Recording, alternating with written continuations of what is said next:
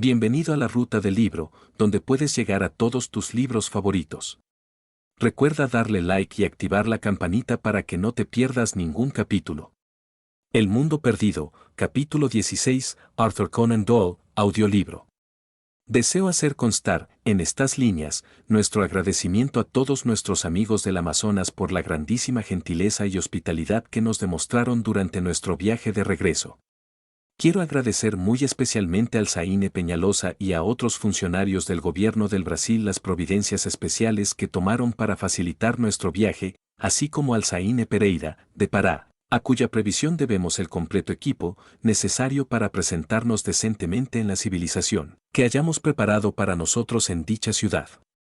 Resulta ingrata retribución a tanta cortesía como encontramos que tengamos que engañar a nuestros huéspedes y benefactores. Pero en verdad no teníamos alternativas en tales circunstancias y desde aquí debo decirles que solo perderán su tiempo y su dinero si intentan seguir nuestras huellas.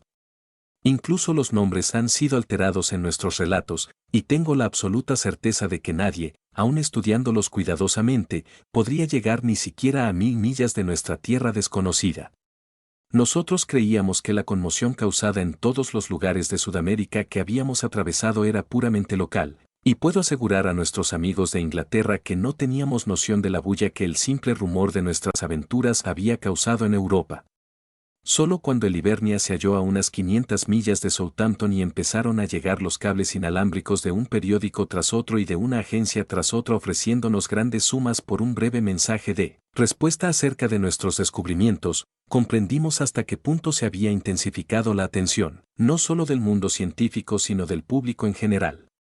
No obstante, quedó acordado entre nosotros que ninguna declaración precisa sería entregada a la prensa hasta que nos hubiésemos puesto en contacto con los miembros del Instituto Zoológico, ya que como delegados suyos nuestro claro deber era entregar nuestro primer informe al organismo del que habíamos recibido nuestra misión investigadora.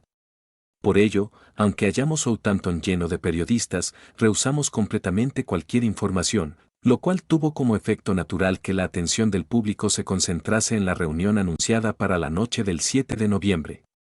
El Zoological Hall, que había sido el escenario de los comienzos de nuestra tarea, fue hallado demasiado pequeño para esta asamblea, y solo se pudo encontrar acomodación para ello en el Queen's Hall de Regent Street. Es ya de dominio público que si los organizadores se hubieran arriesgado con el Albert Hall, aún en este lugar hubiera escaseado el espacio. La gran reunión había sido fijada para la segunda noche después de nuestra llegada. La primera, sin duda, la dedicamos a los propios y apremiantes asuntos personales que debían absorbernos. De los míos, no puedo hablar todavía. Quizá cuando estén más alejados en el tiempo pueda pensar en ello, y hasta hablar de ello, con menos emoción. He revelado al lector, al principio de este relato, cuáles fueron las fuentes que me impulsaron a la acción. Quizás sea mejor que lleve esta historia adelante y muestre también sus resultados. Y tal vez llegue el día en que piense que las cosas sucedieron de la mejor manera posible.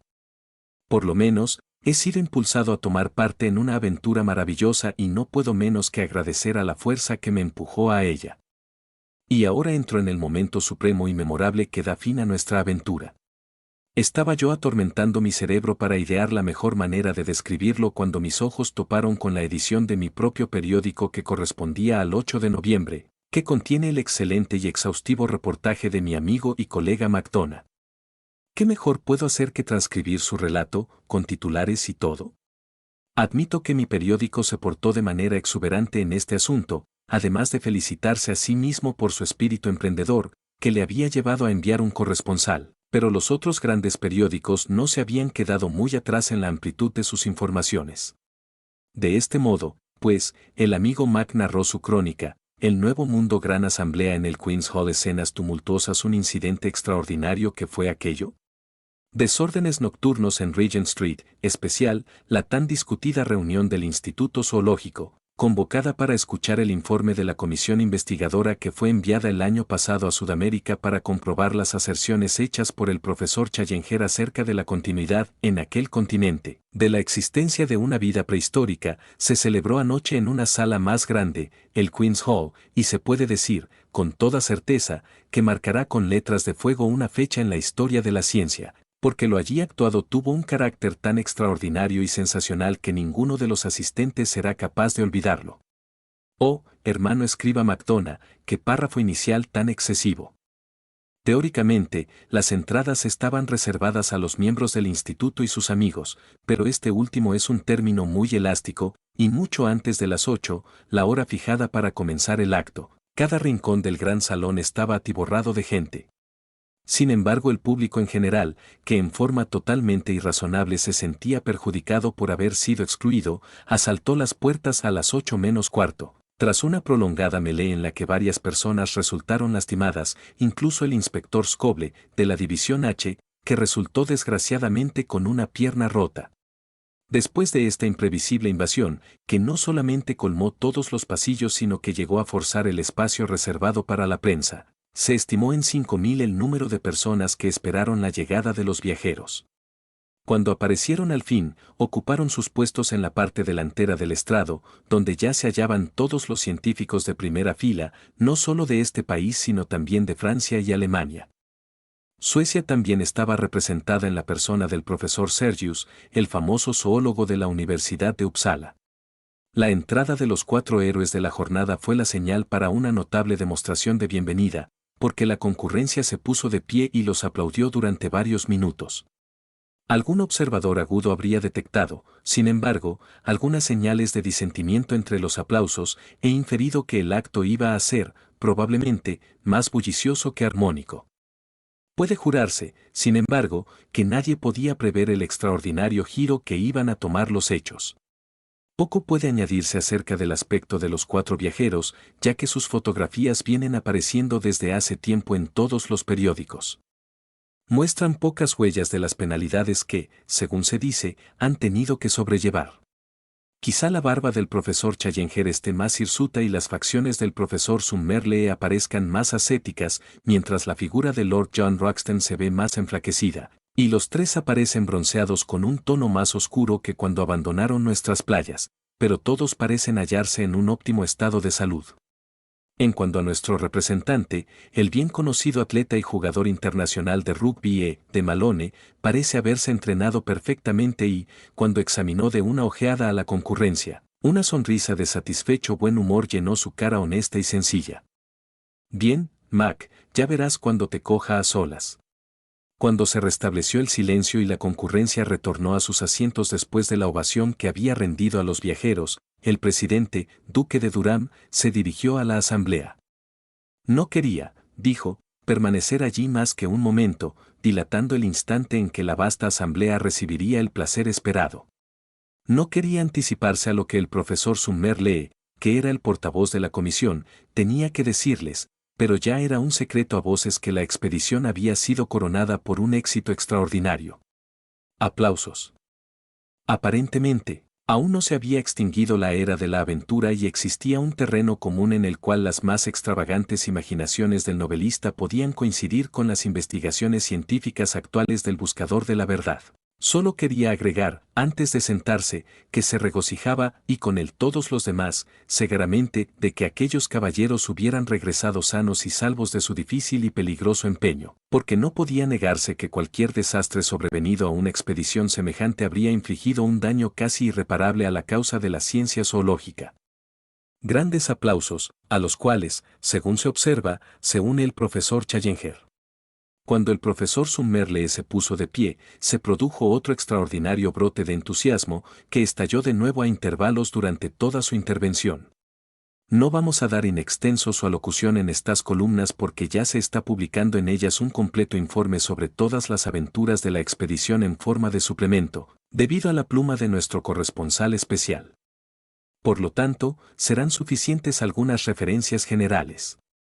Tras describir la génesis de la expedición y ofrecer un elegante tributo a su amigo el profesor Challenger, al que unió su disculpa por la incredulidad con que habían sido recibidas sus aseveraciones, que ahora quedaban plenamente reivindicadas, pasó a explicar el curso del viaje, pero reteniendo cuidadosamente toda información que pudiese ayudar al público en cualquier intento de localizar aquella notable meseta.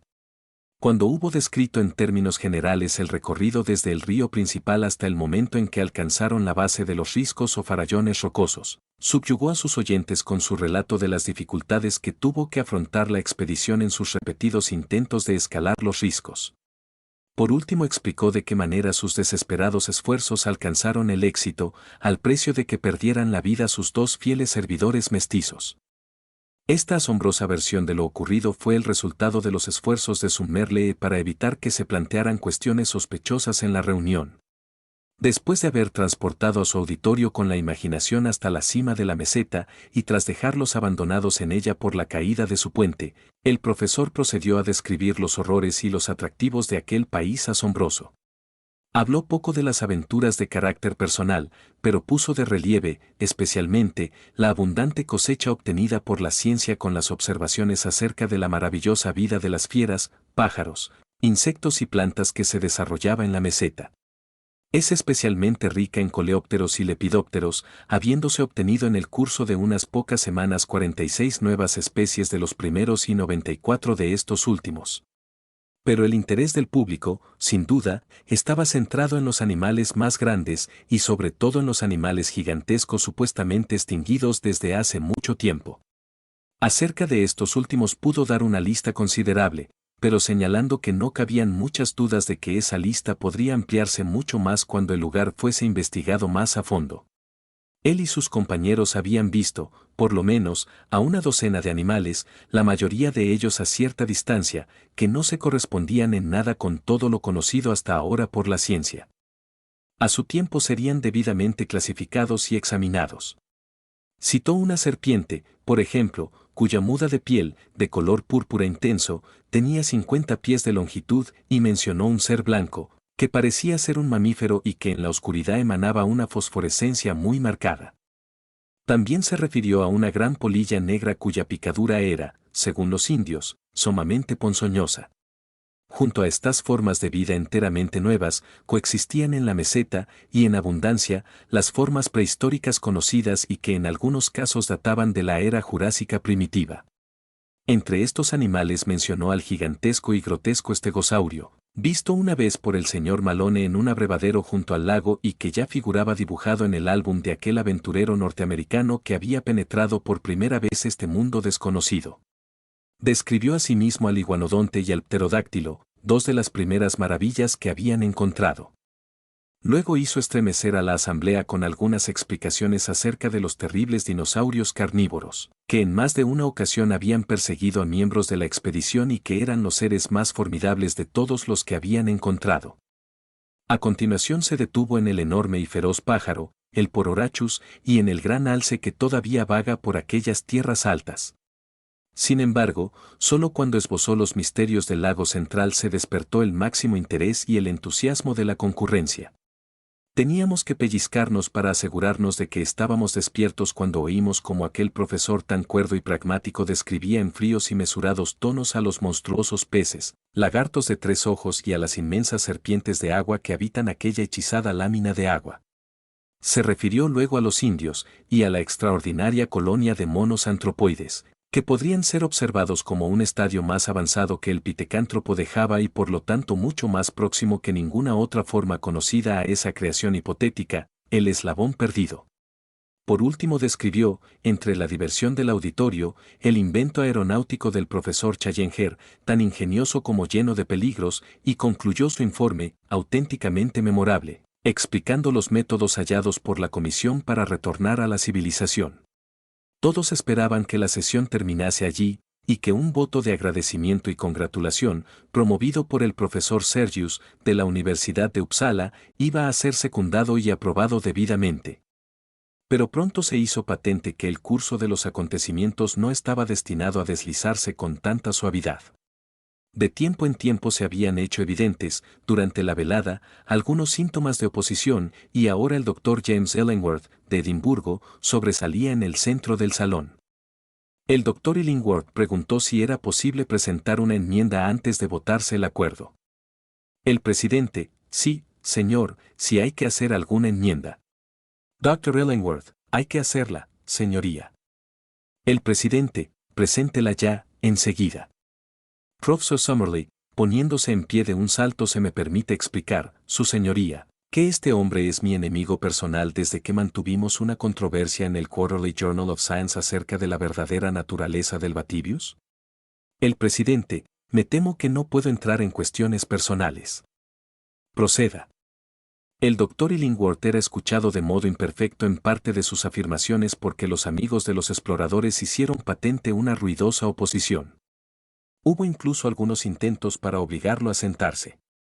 Pero como es un hombre de complexión enorme y poseedor de una voz muy potente, dominó el tumulto y logró terminar su discurso. Era evidente, desde el momento en que se levantó, que tenía una cantidad de amigos y simpatizantes en la sala, aunque formasen una minoría dentro de la concurrencia. En cuanto a la actitud de gran parte del público, puede ser descrita como de atenta neutralidad. El doctor Illingworth inició sus observaciones expresando su alta estima por la labor científica del profesor Challenger y del profesor Sumner Lee. Lamentó mucho que pudiera leerse en sus afirmaciones algún prejuicio personal, ya que las mismas estaban enteramente dictadas por su deseo de alcanzar la verdad científica. De hecho, su posición era sustancialmente la misma que había sostenido el profesor Sumner Lee en la asamblea anterior. En ella, el profesor Challenger había hecho ciertas aseveraciones que habían sido puestas en duda por su colega.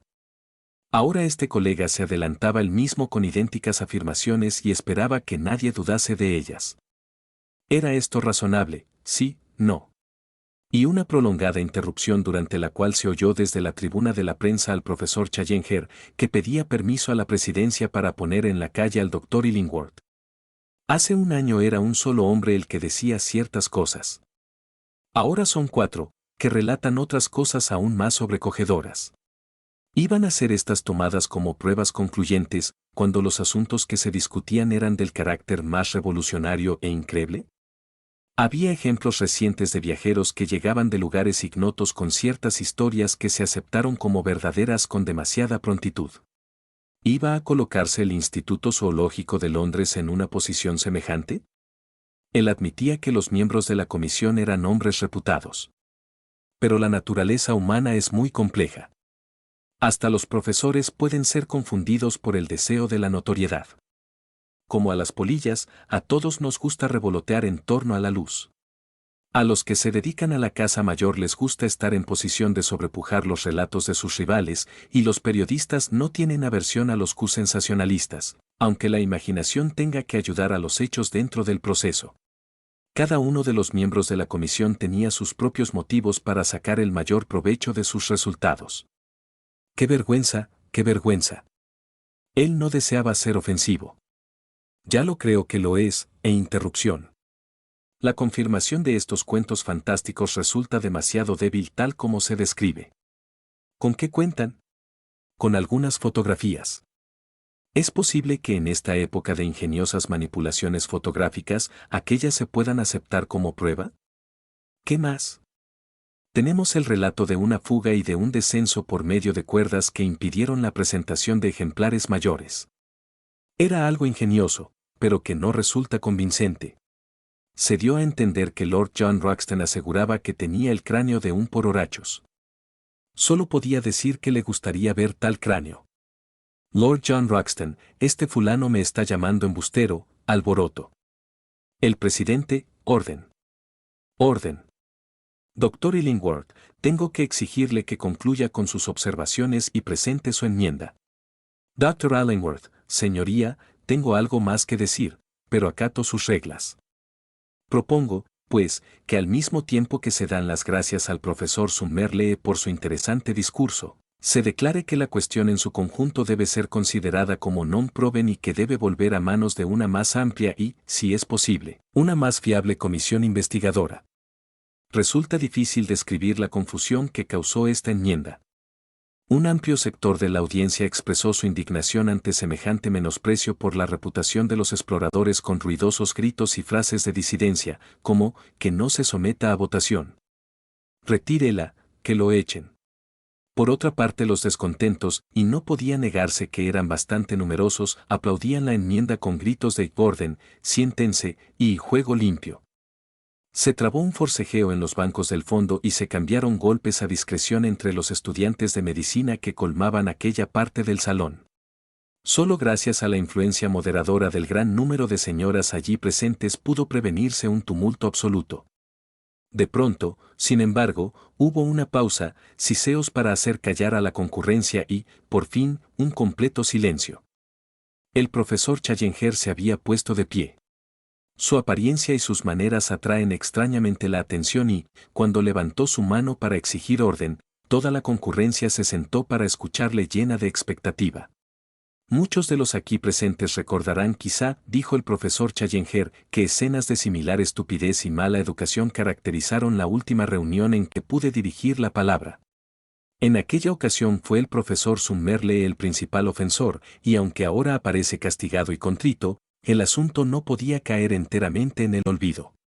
Esta noche he escuchado expresiones similares, pero aún más ofensivas, de parte de la persona que acaba de sentarse, y, aunque para colocarse en su mismo nivel mental es necesario hacer un esfuerzo consciente de anulación personal, trataré de lograrlo, para poder allanar cualquier razonable duda que pudiera existir en la mente de cualquiera. Risas e interrupción. No necesito recordar a este auditorio que, a pesar de que el profesor Summerlee, como jefe de la comisión investigadora, ha tenido que tomar la palabra esta noche, sigo siendo yo el verdadero e inicial promotor de este asunto y a mí se debe principalmente cualquier resultado venturoso. Yo he conducido sanos y salvos a estos tres caballeros al lugar mencionado, y soy yo, tal como ustedes lo han escuchado, quien los convenció de la exactitud de mi experiencia anterior. Esperábamos que no hallaríamos, a nuestro regreso, a ninguna persona tan estúpida como para contradecir nuestras conclusiones conjuntas. No obstante, prevenido por mi experiencia anterior, no he dejado de traer pruebas suficientes como para convencer a personas razonables. Como ha explicado el profesor Summerlee, cuando los monos hombres registraron nuestro campamento metieron mano en nuestras cámaras arruinando la mayor parte de nuestros negativos. Burlas, risas y un cuéntanos otra desde atrás. Ya he mencionado a los monos hombres, y no puedo dejar de decir que algunos de los sonidos que ahora llegan a mis oídos me retrotraen vívidamente en mi recuerdo a las experiencias con estos interesantes animales. Risas. A pesar de la destrucción de tantos negativos de valor incalculable, todavía queda en nuestra colección un cierto número de fotografías que corroboran las condiciones de vida en dicha meseta. ¿Nos acusan de haberlas falseado? Una voz, sí, y considerables interrupciones que concluyen con la expulsión de varios hombres que son sacados de la sala. Los negativos estaban a disposición de expertos para que los examinasen. ¿Pero no había otras pruebas? En las condiciones en que se produjo su huida era naturalmente imposible acarrear un equipaje de gran volumen, pero se han rescatado las colecciones de mariposas y escarabajos del profesor Summerlee, que contienen muchas especies nuevas. ¿No era esto una prueba? Algunas voces, no punto, ¿quién ha dicho no? Dr. Ellingworth, levantándose nosotros sostenemos que una colección semejante puede haberse recogido en otros lugares y no en una meseta prehistórica. Professor Challenger, sin duda, señor, debemos inclinarnos ante su autoridad científica, aunque debo admitir que su nombre no me resulta familiar. Pasemos, pues, de las fotografías y de las colecciones entomológicas para llegar a la variada y minuciosa información que hemos aportado con nosotros acerca de puntos que hasta ahora nunca se habían elucidado. Por ejemplo, acerca de las costumbres domésticas del pterodáctilo. Una voz, tonterías y griterío general, digo que podemos proyectar unas de luz sobre las costumbres domésticas del pterodáctilo. Puedo mostrarles a ustedes un dibujo de mi álbum, tomado del natural, que los convencería de... Dr. Ellingworth, ningún dibujo va a convencernos de nada. Professor Challenger, ¿necesitan ver la cosa en sí? Dr. Ellingworth, indudablemente. Professor Challenger, ¿y entonces la aceptarían? Dr. Ellingworth, riendo sin la menor duda. En este punto surgió la sensación de la noche, una sensación tan dramática que no tuvo nunca paralelo en la historia de las reuniones científicas. El profesor Challenger alzó una mano, a modo de señal, y pudo observarse que nuestro colega, el señor de Malone, se levantó al instante y se encaminó al fondo del estrado. Un momento después reapareció en compañía de un gigantesco negro. Entre ambos arrastraban una gran caja cuadrada de las usadas para embalaje. Era evidentemente muy pesada y fue arrastrada lentamente hasta colocarla delante de la silla del profesor. Se había hecho el silencio más absoluto entre la concurrencia y todos estaban absorbidos por el espectáculo que se desarrollaba ante ellos. El profesor Challenger abrió la tapa corrediza de la caja. Atisbó dentro y chasqueó los dedos varias veces. Desde la fila de la prensa se le oyó decir: «Vamos, ven ahora, precioso, precioso», con voz insinuante. Un instante después, entre ruidos de arañazos y rechinamientos, surgió de adentro de la caja el ser más horrendo y repelente, que se encaramó sobre uno de los costados del cajón. Ni siquiera la caída inesperada del duque de Durham al patio de butacas, que ocurrió en ese momento, pudo distraer la atención de la enorme concurrencia, petrificada ante la visión. La faz de aquel ser era como la más descabellada gárgola que la imaginación de un constructor medieval enloquecido podría haber concebido. Era maliciosa, horrible, con dos pequeños ojos rojos que brillaban como carbones encendidos. Su boca alargada y feroz, medio abierta, estaba repleta de dientes en doble fila y parecidos a los de un tiburón. Tenía las espaldas cargadas y las rodeaba una especie de mantón de un gris desvaído.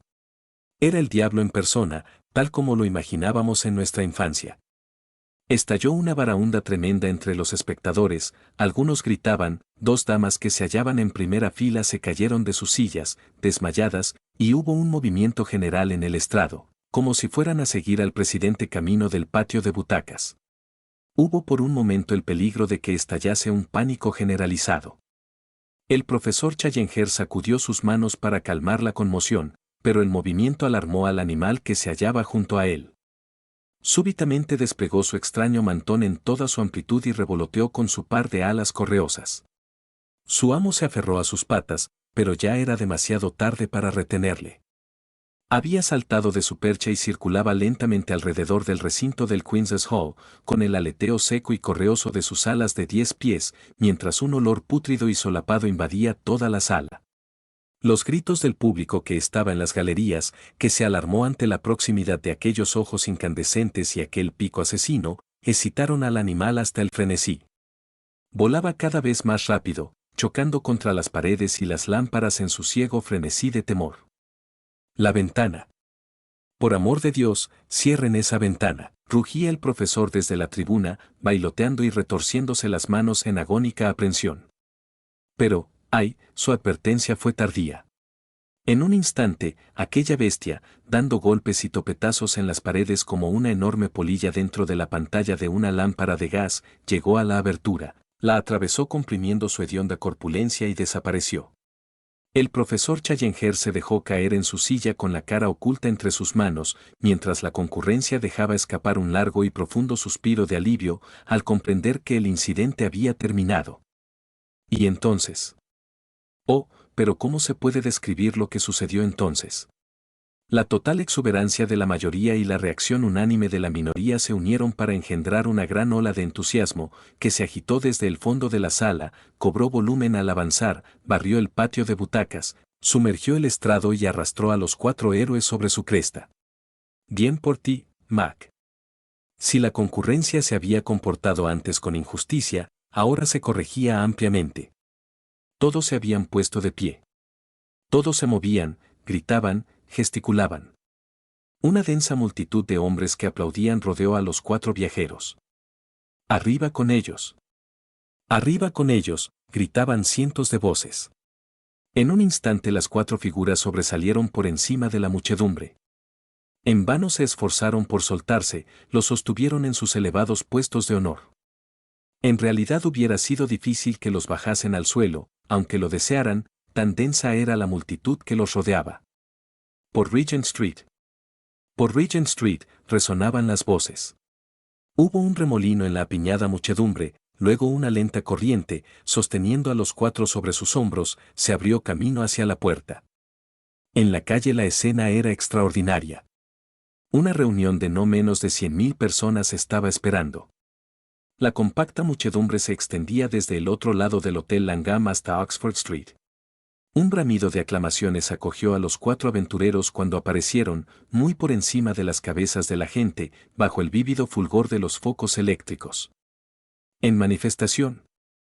En manifestación, fue el grito unánime. En una cerrada falange, que bloqueaba las calles de acera a acera, la multitud avanzó rectamente, tomando la ruta de Regent Street, Pall Mall, St. James Street y Piccadilly.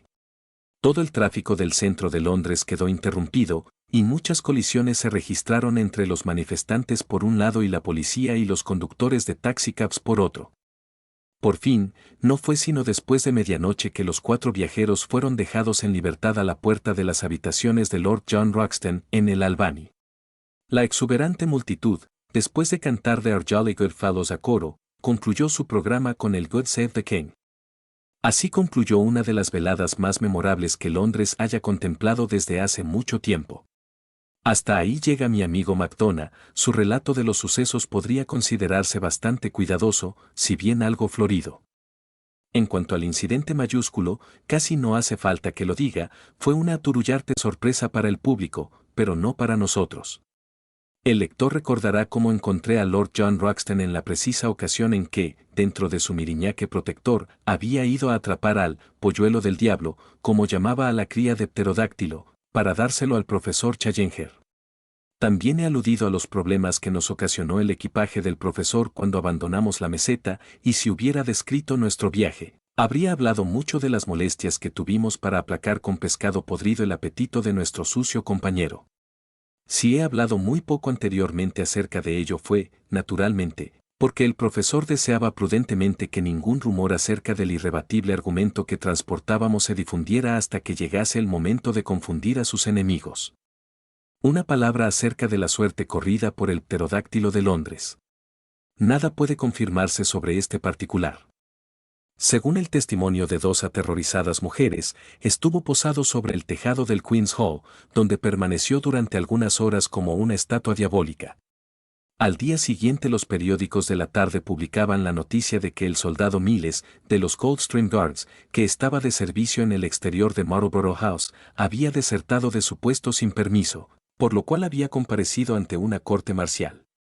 El soldado Miles contó que había arrojado su fusil y huido a todo correr por el mal abajo porque al mirar hacia arriba había visto de improviso al diablo, volando entre él y la luna. La corte marcial no aceptó este relato, y sin embargo podría ser que él mismo estuviera directamente relacionado con el asunto en litigio. La otra prueba, única que puedo aducir, procede del libro de bitácora del SS Friesland, un navío holandés-americano, donde se asegura que a las 9 de la mañana siguiente, teniendo en esos momentos a Start Point a 10 millas y un cuarto de estribor, se les adelantó algo que parecía estar entre una cabra voladora y un murciélago monstruoso, volando a una prodigiosa velocidad hacia el sudoeste. Su instinto doméstico lo conducía en la dirección justa, por lo cual no cabe dudar que el último pterodáctilo europeo halló su fin en algún lugar perdido entre las soledades del Atlántico. Y Gladys, oh, Gladys mía. Gladys, la del místico lago, que ahora será rebautizado como Lago Central, de ningún modo alcanzará la inmortalidad por mi intermedio. ¿Acaso no había advertido yo nunca que en su naturaleza había alguna fibra inflexible? ¿Acaso no percibía, incluso en los tiempos en que estaba orgulloso de obedecer sus mandatos, que era cegaramente un amor muy pobre el que era capaz de enviar a su amado a la muerte o al peligro que conduce a la aniquilación? ¿Acaso, en mis pensamientos más verdaderos, que siempre se repetían y siempre echaba a un lado, no divisaba, más allá de la belleza del rostro, e inclinándome dentro del alma, las sombras gemelas del egoísmo y de la inconstancia destacándose oscuramente allá en el fondo? ¿Amaba a ella lo heroico y lo espectacular por su misma nobleza o iba detrás de la gloria que pudiera reflejarse sobre ella misma sin esfuerzo ni sacrificio? ¿O bien estos pensamientos son el resultado de la vana sabiduría que sucede a los hechos? Fue el mayor golpe de mi vida. Por un momento esa conmoción me convirtió en un cínico. Pero ha pasado ya, mientras escribo, una semana. Hemos celebrado nuestra trascendental entrevista con Lord John y, bueno, quizá las cosas podrían haber sido peores. Dejádmelo contar en pocas palabras. En Southampton no había carta ni telegramas para mí, de modo que llegué a la pequeña villa de Streatham hacia las 10 de la noche, invadido por una alarma febril. ¿Estaría viva o muerta? ¿Dónde habían quedado todos mis sueños nocturnos de brazos abiertos, el rostro sonriente, las palabras de alabanza para su hombre, el que había arriesgado su vida para complacer un antojo suyo? Yo había caído ya de las altas cimas y estaba con los pies bien asentados sobre la tierra. Sin embargo, algunas buenas razones me habrían hecho volar de nuevo hacia las nubes. Atravesé presuroso el sendero del jardín, llamé a la puerta, oí dentro la voz de Gladys, hice a un lado a la atónita doncella e irrumpí en la sala. Ella estaba sentada en un taburete bajo la luz de una lámpara de pie con pantalla que estaba junto al piano. Crucé la habitación en 3 pasos y cogí sus 2 manos entre las mías. Gladys. Exclamé. Gladys. Ella levantó la vista para mirarme con asombro. Algo había cambiado en ella de una manera sutil. La expresión de sus ojos, la mirada dura y levantada, los labios rígidos, todo era nuevo para mí. Retiró las manos. ¿Qué significa esto? Dijo. Gladys. Exclamé. ¿Qué sucede? Tú eres mi Gladys, ¿no eres la pequeña Gladys Hungergun? No, dijo. Yo soy Gladys Potts. Permíteme que te presente a mi marido. Qué absurda es la vida. Me hallé inclinándome y estrechando la mano de un hombrecillo de cabellos color de jengibre que estaba repantigado en el hondo sillón que en otro tiempo había estado consagrado a mi propio uso. Ambos intercambiamos inclinaciones de cabeza y sonrisas forzadas, puestos de pie uno frente al otro. Papá ha permitido que nos quedásemos a vivir aquí. Estamos terminando de arreglar nuestra casa, dijo Gladys. Ah, sí. Dije yo. Entonces, no recibiste mi carta en Pará, ¿verdad? No, no recibí ninguna carta. Oh, qué lástima. Ella te lo hubiera aclarado todo. Todo está bastante claro, dije. Le he contado todo a William acerca de ti, repuso ella. No tenemos secretos. Siento tanto lo ocurrido. Sin embargo, la cosa no sería tan profunda si te permitió marcharte al otro lado del mundo dejándome sola. No eres rencoroso, ¿verdad? No, en absoluto. Bien, creo que me voy. Tome usted algún refresco, dijo el hombrecito, y añadió en tono confidencial, siempre sucede así, ¿no es cierto? Y debe ser así a menos que exista la poligamia, solo que al revés. Usted me comprende. Se rió como un idiota mientras yo me encaminaba hacia la puerta. Ya iba a atravesarla cuando un impulso súbito y fantástico me hizo volver atrás para ir al encuentro de mi rival triunfante, que miró nerviosamente hacia el timbre eléctrico. ¿Querría usted contestarme una pregunta? Pregunté. Bueno, si es razonable, dijo. ¿Cómo lo consiguió? Buscó un tesoro escondido, descubrió uno de los polos, superó a algún pirata, cruzó a nado el Canal de la Mancha, ¿o qué? ¿Dónde está la fascinación romántica?